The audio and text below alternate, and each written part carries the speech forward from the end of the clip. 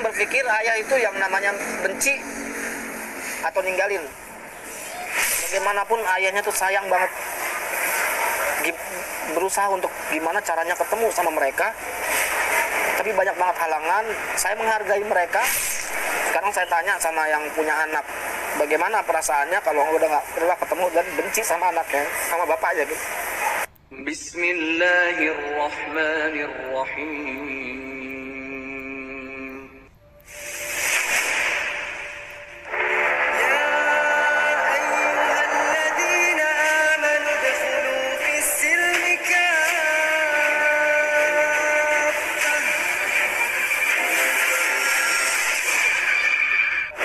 Assalamualaikum warahmatullahi wabarakatuh.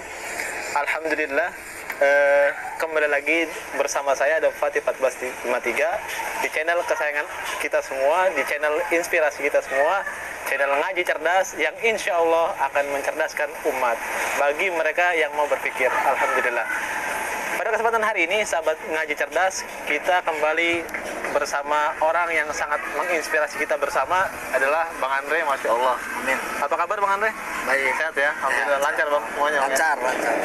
Kemarin kita sudah sempat berbincang dengan Bang Andre dan bisa disaksikan di video Bang Andre bahwa banyak sekali inspirasi yang kita bisa ambil, ibroh atau semangat yang bisa kita ambil dari cerita-cerita Bang Andre.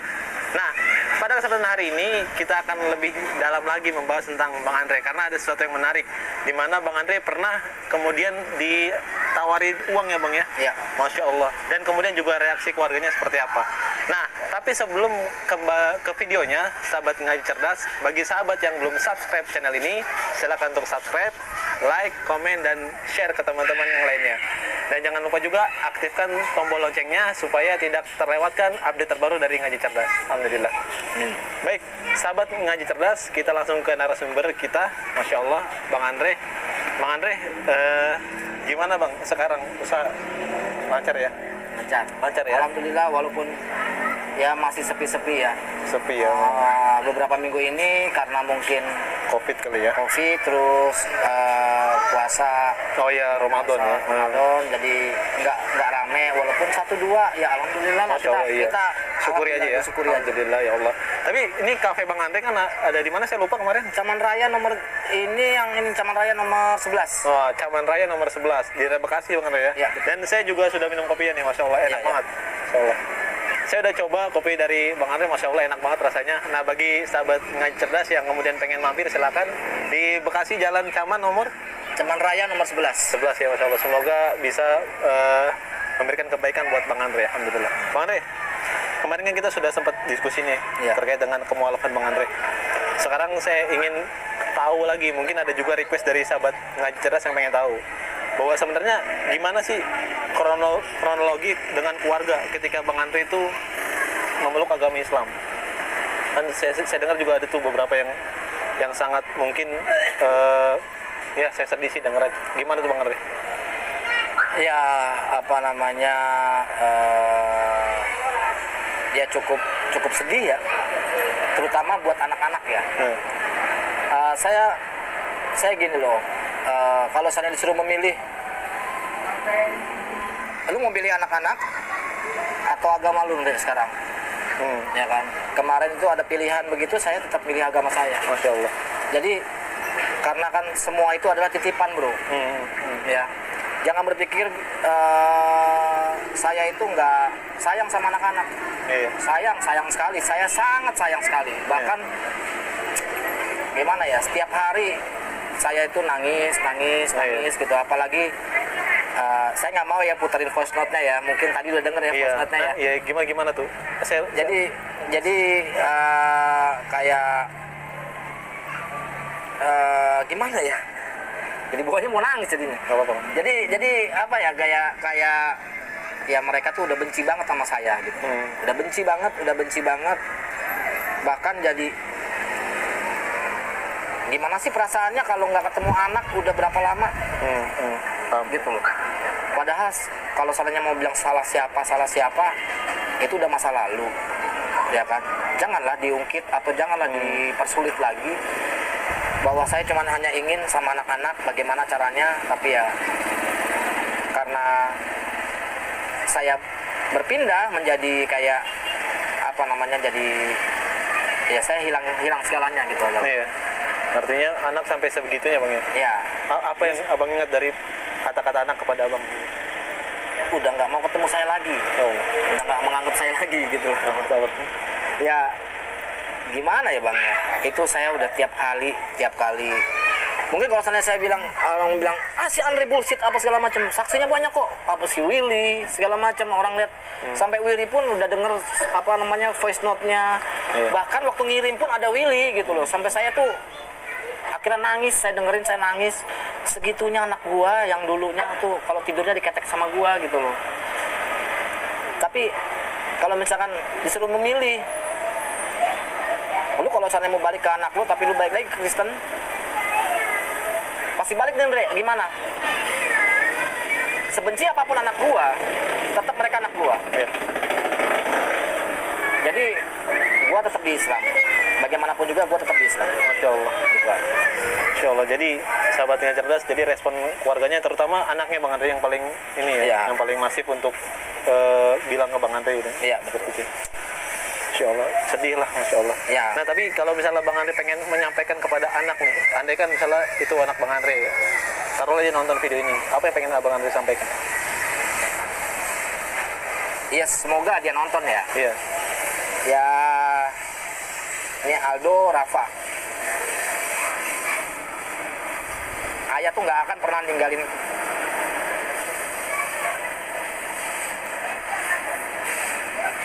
Ayah nggak pernah ninggalin kalian.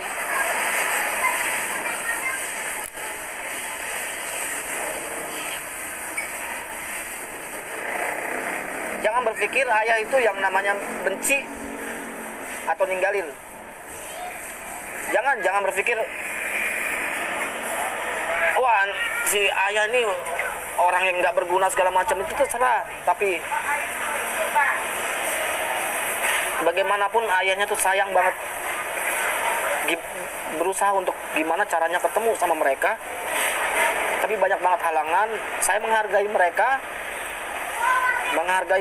supaya mereka yang maksudnya orang-orang yang sekitar anak-anak meluk Islam. Dan saya itu waktu pertama setelah saya mengucapkan 2 kalimat syahadat, saya bingung mau bicara kepada orang tua saya itu. Demi Allah, makanya saya terkadang kaget.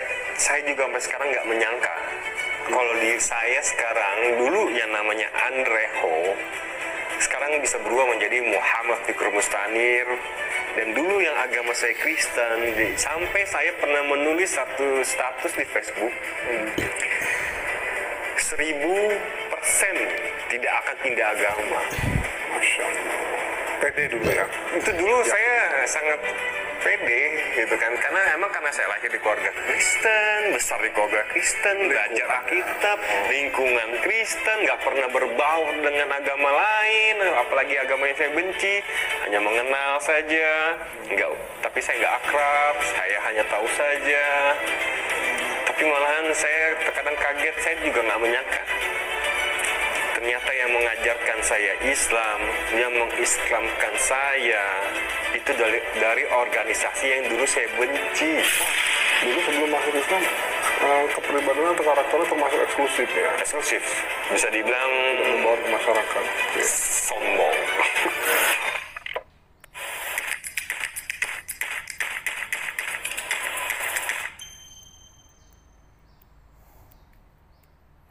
Assalamualaikum warahmatullahi wabarakatuh. Alhamdulillahirabbil alamin wassalatu wassalamu ala asrofil anbiya'i wal mursalin wa ala alihi wa sahbihi ajmain amma ba'd. Ya alhamdulillah teman-teman, sekarang saya jadi host nih karena kita kedatangan tamu yang spesial. Sebenarnya juga sahabat saya nih ya. Sudah kenal belakangan 1 tahun ini kita sudah 1 tahun ini kita sudah kenal. Ya.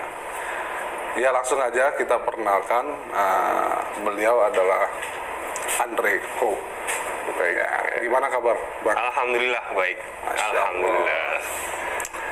Kita langsung aja Bang ya. Baik. Kita pengen tahu ini, beliau dari tampilannya kan sudah kelihatan nih.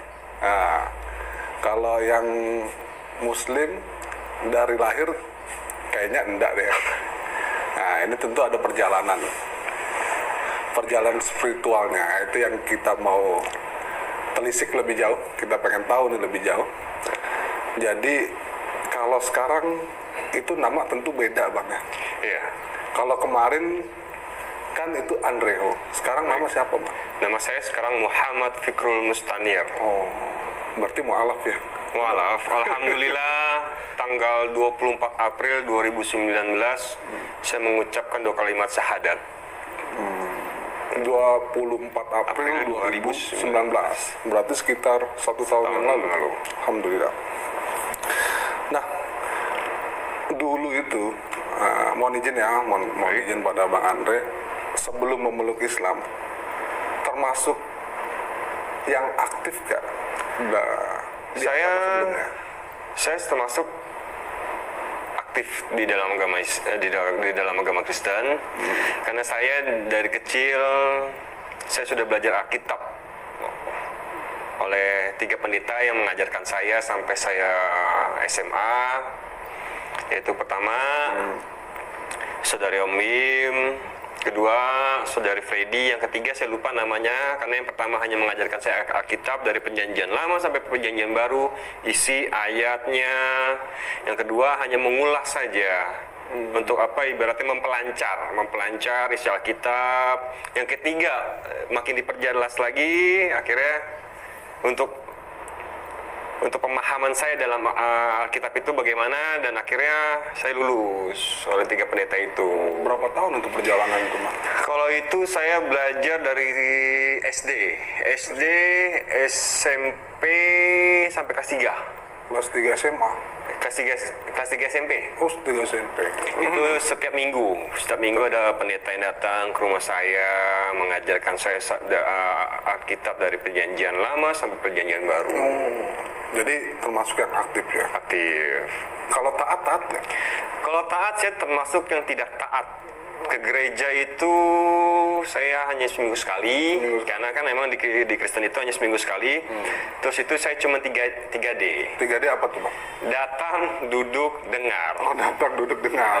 Oh, iya. Jadi datang, Duduk, dengar. Nanti minggu depannya begitu lagi? Begitu lagi. Jadi aktif aja ya Bang ya? Aktif saja saya. Tadi sebelum mulai kita ini ngobrol-ngobrol asik atau ngobrol diskusi hari ini, saya lihat ada tato, bisa diunjukin ya Bang? Oh, ini tato saya. Ini bahasa ini tulisan Arab nih Bang. Kalau yang di tangan kiri saya ini berbahasa Arab, yang artinya Roh Kudus. Kalau yang di kanan saya ini berbahasa Thailand, yang artinya Bapa kami ada di surga. Oh, sebenarnya dari sini tuh kita melihatnya dulu termasuk orang yang kuat mungkin yang memegang. Iya, karena saya dari kecil itu lahir di keluarga Kristen, besar di keluarga Kristen. Dan saya pun masih kecil pun udah belajar Alkitab oleh pendeta. Sudah ada pendeta yang mengajarkan saya. Sampai kemudian dibikinin tato itu kan? Iya, benar. Ada. Ya tentu nggak, situasi hari ini nggak terprediksi ya. Benar. Gitu ya, ketika kemudian menjadi mualaf. Nah, jadi pertanyaan kemudian Bang, kalau ini sebelum bicara mengapa milih Islam, jadi pandangannya Bang Andre dahulu sebelum memeluk Islam itu bagaimana pandangan subjektif atau pribadinya Bang Andre terhadap Islam? Ada salah satu ustadz saya yang mengajarkannya waktu itu berbicara kepada saya mengenai tentang doktrin bagaimana agama lain terhadap agama Islam, itu saya yakin benar karena doktrinnya sangat kuat sekali gitu kan. Saya dulu bisa dibilang salah satu orang tuh yang benci dengan agama Islam. Karena dari tragedi tahun 98, yaitu ada pembantaian orang non-Muslim, orang Tionghoa. Itulah awal yang membuat saya benci kepada Islam. Terus munculnya ormas yang menurut saya tuh apaan sih tuh ormas? Orang dagang kok dirusak-rusak. Oh, ya kan? Oh, klub malam dirusak-rusak. Ya kan? Orang mau jualin Oh, yes. Dubai? Real Dubai. Small jualan ini, jualan itu, dilarang-larang, dirusak-rusak. Tambah benci saya kepada Islam. Munculnya lagi lah satu ormas yang ingin mengganti Pancasila ini ke yang lain. Makin saya benci kepada Islam. Iya. Itulah dia. Jadi dulu pandangannya benci ya terhadap Saya benci dengan Islam. dengan Islam ya. Apalagi ditambah dengan keberadaan ormas-ormas yang menurut pandangan Bang Andre itu keras mungkin ya. Keras. Atau bukan Bang Andre sebelumnya ya, atau masyarakat luas. Tapi saya dengar yang mengislamkan Bang Andre justru ormas Islam yang dianggap masyarakat keras itu, Bang. Iya, justru gini. Saya juga nggak menyangka. Awal saya benci dengan Islam. Saya benci dengan organisasi yang satu ini, gitu kan. Demi Allah, makanya saya kadang kaget. Saya juga sampai sekarang nggak menyangka. Kalau diri saya sekarang, dulu yang namanya Andre Ho, sekarang bisa berubah menjadi Muhammad Fikru Mustanir. Dan dulu yang agama saya Kristen, sampai saya pernah menulis satu status di Facebook. 1000% tidak akan pindah agama. Masya Allah. Pede dulu ya. Itu dulu saya sangat pede gitu kan, karena saya lahir di keluarga Kristen, besar di keluarga Kristen, belajar Alkitab, lingkungan Kristen, nggak pernah berbaur dengan agama lain, apalagi agama yang saya benci, hanya mengenal saja, tapi saya nggak akrab, saya hanya tahu saja. Tapi malah